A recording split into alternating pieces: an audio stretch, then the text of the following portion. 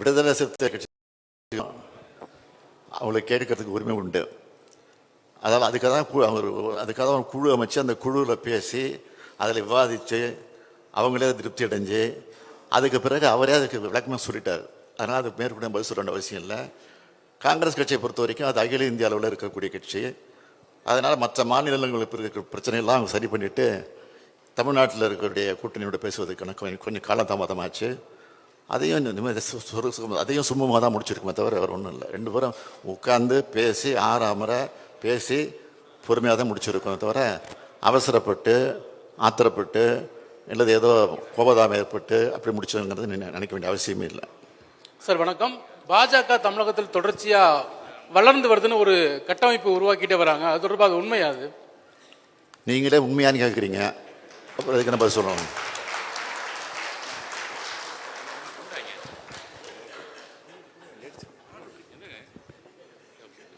Sir வணக்கம். முதல்ல வாழ்த்துக்கள். ஏன்னா புதிய முகத்துக்கு கொடுத்து அது இளைஞர்களுக்கு கொடுத்துருக்கீங்க. கண்டிப்பாக அவர்கள் வெற்றி பெறுவார்கள். பொதுவாகவே வந்து இந்த டைமில் திமுக எல்லாருமே கார்னர் பண்ணி பேசிட்டு வர்றாங்க. இது வரைக்கும் உங்களோட இருந்தவங்களும் சரி, இப்போ வந்து அதை எப்படி எதிர்கொள்ள போகிறீங்க? ஏன்னா பிரதமர் கூட சிறப்பாக வந்து பண்ணியிருக்கீங்கன்னு ஓட்டு இங்கே வந்து மேடையில் உங்களோட பேசிட்டு போனவர் இப்போ தேர்தலுக்காக பேசுகிறாங்கன்னு தெரியுது. இருந்தாலும் அவர்களை வந்து எப்படி நீங்கள் எதிர்கொள்ள போகிறீங்க? அது எங்களுடைய பிரச்சாரத்தின் மூலமாக நாங்கள் எதிர்கொண்டு இருக்கிறோம். நாங்கள் பிரச்சாரம் செய்ய வேண்டிய அவசியமே இல்லை. நாங்கள் ஏற்கனவே சொல்லியிருக்கேன், இங்கே ஏற்கனவே இருக்கக்கூடிய ஆளுநர் வந்து அவரே போதும் திமுகவுக்கு நல்ல பிரச்சாரம் பண்ணிகிட்டு இருக்காருன்னு. அது மாதிரி இப்போ பிரதமரே போதும் எங்களுக்கு நல்ல பிரச்சாரம் பண்ணிகிட்டு இருக்கிறார் அவர். ஆனால் ரெண்டு பேருமே சேர்ந்து மீண்டும் திமுகவுக்கு பெரிய வெற்றியை தேடி தருவதற்கான வாய்ப்பை அவங்களே உருவாக்கிட்டு இருக்கிறாங்க. அதுதான் உண்மை. சார், தொடர்ந்து பிஜேபி பிரதமர் அவங்க வந்து பேசும்போது வாரிசு அரசியல் பற்றி பேசிக்கிட்டே இருக்காங்க. அது அந்த பிரச்சாரத்தை நீங்கள் எப்படி எதிர்கொள்ள போறீங்க? வாரிசு அரசியல் தலை தூக்கி இருக்கு, அதை நாங்கள் ஆட்சிக்கு வந்து அதை நாங்கள் ஒழிக்க பாடுபடுவோம் அப்படின்னு சொல்லிட்டு பிரச்சாரத்தில் சொல்றாரு. நாங்கள் பல முறை சொல்லியாச்சு, இது குடும்ப கட்சி. இது வந்து திராவிட முன்னேற்ற கழகம் ஒரு குடும்ப பாச உணர்வோடு தலைவர் கலைஞர் அவர்களும் அண்ணா அவர்களும் ஆரம்பித்து வச்சிருக்காங்க. அதனால வாரிசின் அடிப்படையில் பதவியெல்லாம் கொடுக்கறதில்ல, உழைப்பின்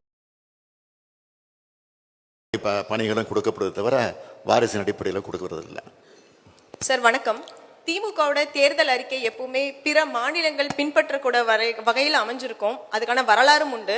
தற்போது வெளியிட்டிருக்கூடிய இந்த தேர்தல் அறிக்கையும் பிற மாநிலங்கள் பின்பற்ற வகையில் அமைஞ்சிருக்குமா? அப்படி இருக்கும்னா எதாவது முக்கிய அம்சமா பாக்குறீங்க? அதை பத்தி சொல்லுங்க. இல்லை, நான் வந்து ஷார்ட்டாக தான் படித்து சொல்லியிருக்கிறேன். முழுசாக படித்த நேரம் இல்லை. அதனால் புக்கு உங்கள்கிட்ட கொடுக்க போகிறாங்க, நீங்கள் படித்து பாருங்கள். அதில் எல்லாமே நீங்கள் கேட்குற அம்சம் அத்தனையும் இருக்கும். சார், அதிமுக கூட்டணி தற்போது வரையிலும் இன்னும் முடிவு செய்யப்படாமல் இருக்கு. திமுக கூட்டணி அனைத்துமே முடிவு செஞ்சு எல்லா வேலைகளும் முடிச்சிருக்கோம். இந்த தேர்தலில் பாஜக 2ஆம் இடத்தை பிடிக்க போவதாகவும் தகவல் வந்து வெளியாயிருக்கு. எப்படி இருக்கும் சார் காலம்? இல்லை, அதிமுக தேர்தல் கூட்டணி முடியாத பொறுப்பு நாங்கள் இல்லை, அதுக்கு நாங்கள் காரணம் இல்லை. எங்கள் கூட்டணி நாங்கள் முடிச்சிட்டோம். பிஜேபி வந்து வளர்ந்துட்டு வருது, அவங்க சொல்லிட்டு இருக்கிறாங்க. தேர்தல் முடிஞ்ச பிறகு தெரியும் யார் வளர்ந்துருக்கிறா, யார் 2ஆம் இடத்துல இருக்கா, யார் 3ஆம் இடத்துல இருக்கிறா, யார் வந்து நோட்டை விட குறைவா ஓட்டு வாங்குறாங்கிறது தெரிய போகுது. தேர்தல் முடிஞ்ச பிறகு தெரியும். முடிச்சுக்கலாமா? நன்றி சார். ஒரு கேள்வி சார்.